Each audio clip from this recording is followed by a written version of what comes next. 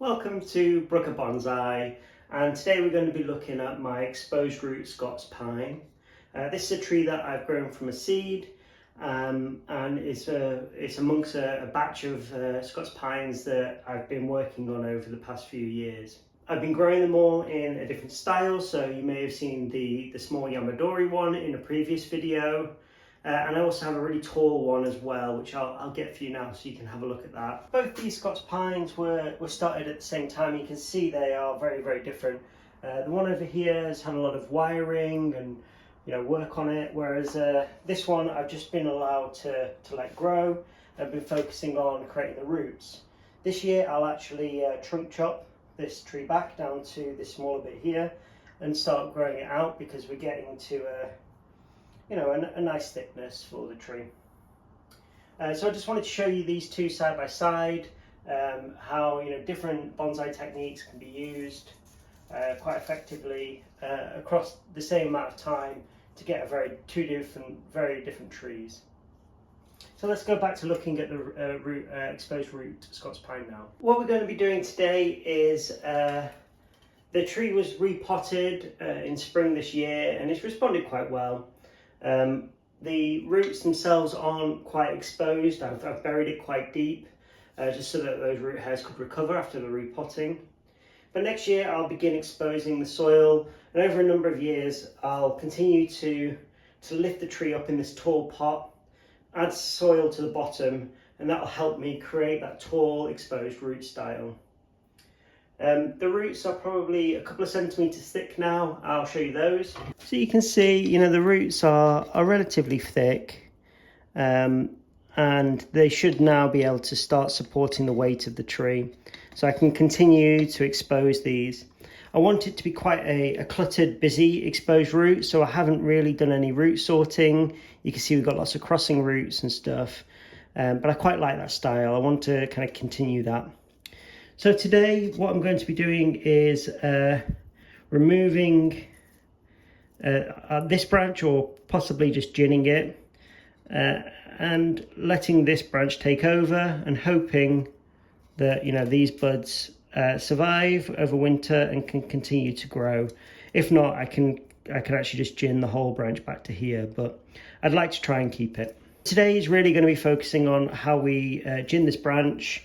And I'll also be just looking at some of these other branches here and reducing them from kind of 3 down to 2 branches. The first thing I want to do to this branch is just remove all these kind of old needles, so that I can actually see the branch structure properly. And by doing that, I can then come in, and begin to gin them up. This will be quite a shock for the tree, particularly after a repotting in spring last year. So I want to make sure that next year I just let it grow and don't really do much to the tree. Let it, regain that vigor. And hopefully we won't lose some of these small buds that are starting to form closer to the trunk at the back here. Now these needles are quite beneficial to pines, so what I'll probably do is keep them and put them on the surface of the soil over winter, and as the rain kind of slowly washes over them, it will begin to kind of put quite a lot of acidity into the soil, which will be very beneficial for pines. They really like an acidic soil. And in nature, pines will end up growing in cracks on like a mountainside or in a cliff, and over the years their needles will fall down into that space, and it will eventually turn into soil. So they really like having a soil that's quite heavily comprised of their own needles. So all I'm doing now is just reducing these branches so that it creates nice shapes. These ones are probably too thin in reality anyway to gin, so not much loss for the tree's design there. So next I want to use my knife here and come in and just begin to peel off the bark. When the branch is alive like this, it's relatively easy to remove that bark. When it's dead and been dead for a while, it dries out, and that makes the cambium layer stick to the wood, and it can be much harder to gin the tree at that point. So whenever you're thinking about doing ginning, once you've killed that branch, make sure to gin it as soon as you can, because it gets much trickier. So I've left, a couple of centimeters between here and the buds that I want to keep. I've got a bud here which hopefully survives, and another one a bit further back. So either way, I'm hoping we get at least one bud survive.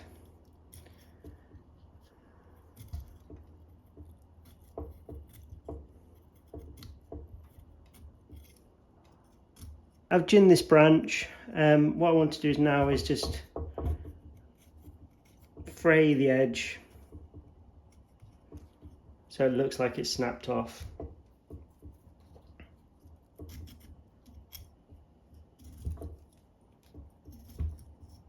I'll continue to work my way up the branches, just stripping the cambium layer off.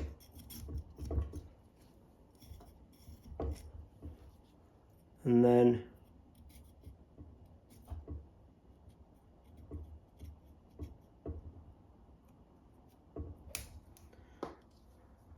removing the tip of the branch.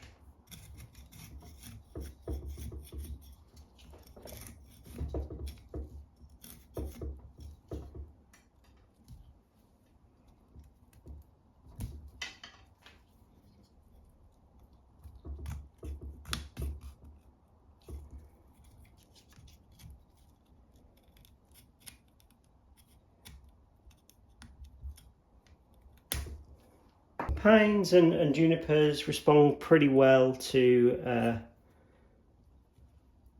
ginning techniques like this, whereas you might want to avoid ginning, say, like a deciduous tree.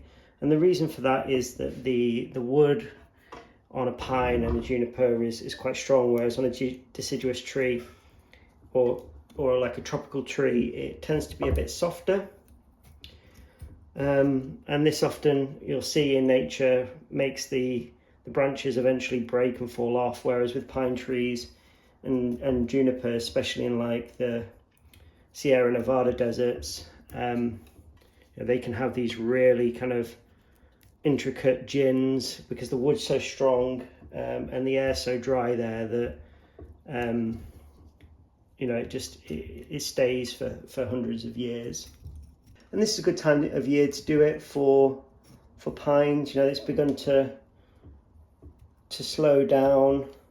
It's going into hibernation mode, which means hopefully it won't weep too much sap, and the tree won't lose too much energy from that process. And when the tree's relatively healthy like this, you can actually, once you've scored the tree, just peel off the cadmium layer. It should slide off relatively easily. And then I'm just cutting the edges of the branch to make it look like it's snapped off at some point. So now that we've got that branch all ginned, it's looking good.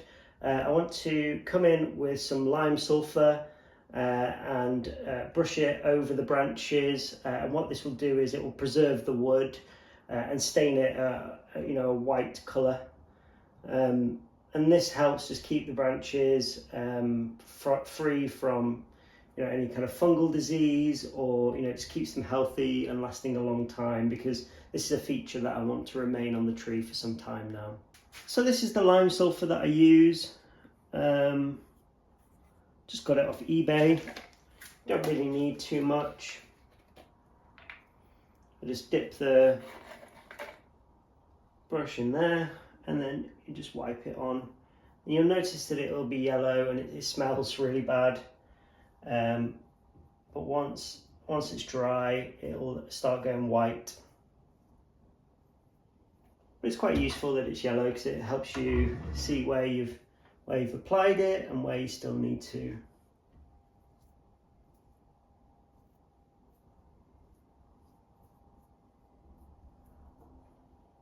So I want to continue my needle thinning because this will allow light to get into the lower places and ultimately contribute to backwooding for the tree. I'm also going to be doing a little bit of wiring as well, so removing some of these inner growth needles will help me wire the tree up and see what I'm doing. There's also lots of little buds that are forming, you know, much closer to the trunk and further down. So by doing this, it gives them more light as well as an opportunity to grow and develop. But I want to be careful that I don't remove too much and weaken the tree more than I need to. Now that the tree's all pruned up, it's time to come in with some wire and just begin to, you know, move the trunk around. Some really nice back buds close to the tree, so I just want to be careful that, you know, during this wiring process, don't accidentally knock them off, because that would be a real shame.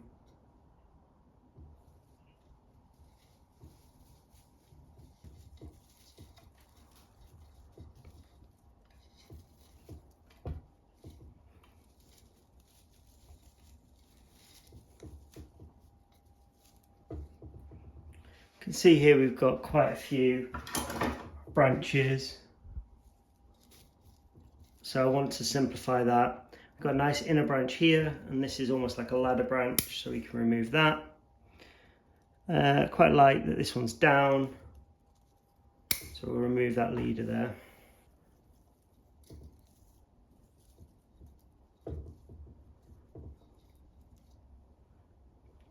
Now that's kind of all wired up, so we've got kind of our side branch here, and I just want to wire this a bit more vertical, as that will become our new apex.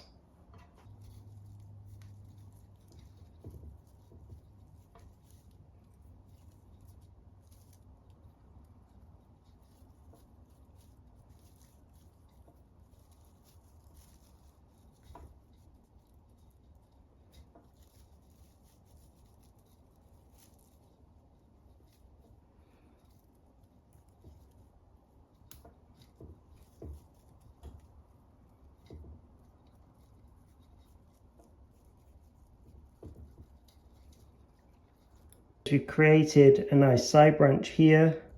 We've brought this apex up and over, and this will form another branch out the front. And then hopefully, if it survives this wiring, this will become our new leader moving forwards. So here's what I've removed from the tree today: some smaller branches and some bigger ones, as well as a ton of needles. Here's the front, coming round to the side, and the back round to the side and to the front. So that's everything for today. I hope you enjoyed watching the video as much as I did doing some of these bonsai techniques. I particularly enjoy the ginning process, as well as wiring up these branches and getting them set up and ready for spring and that next phase of growth. So it's time to put it back out on the bench and leave it there for winter, and come back to it in the spring to remove those wires once the tree starts to grow again. So thank you for watching, and if you enjoyed this content, don't forget to give us a like and subscribe, and look forward to seeing you in the next one.